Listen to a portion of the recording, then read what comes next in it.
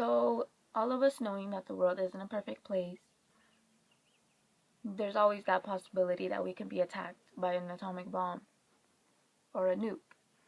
And there are a couple of methods that you can take to actually survive one, but that's only if you're in luck of being in the correct distance from it. Because if you're in ground zero, sorry for you, but there's no luck. Radiation is too powerful. The bomb is way too powerful, and it's probably gonna blow out you and a couple of miles around you. So if you're in distance, your rule number one would be to make a plan. What are you gonna do?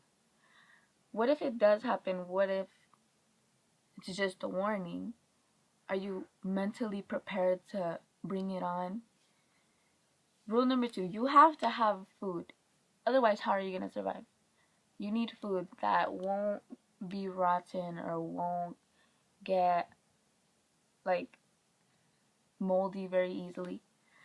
You're also gonna have to have a lot of water. If you don't have any water, look, you can survive on water for 2 weeks. And if you don't have water for 2 weeks, you're gone. For 1 week, actually. You could survive off of food for 2 weeks. You can survive off of water for one. So make sure that you have lots of water because you need to stay very hydrated for energy to keep on moving throughout this disaster. You have to have communication supplies.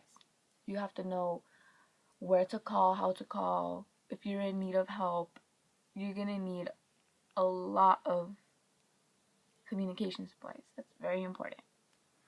You're going to have at least like a first aid kit so you can be protected just in case you get a cut. Even a cut is bad because if it gets infected, maybe you won't have the correct medication.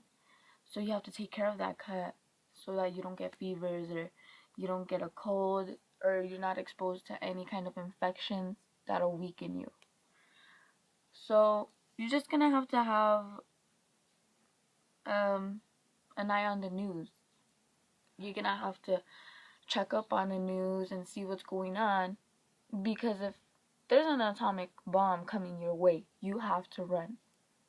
And lastly, you just have to stay together with your family, if anything possible, because usually when you're with your family, they make you the strongest. And if anything was to happen in your area and you had no more hope, just realize that when you're together with your family, no matter what happens, that's all that's important. So those are some strategies you can take to survive a nuclear attack if you're far enough in distance wise. So yeah.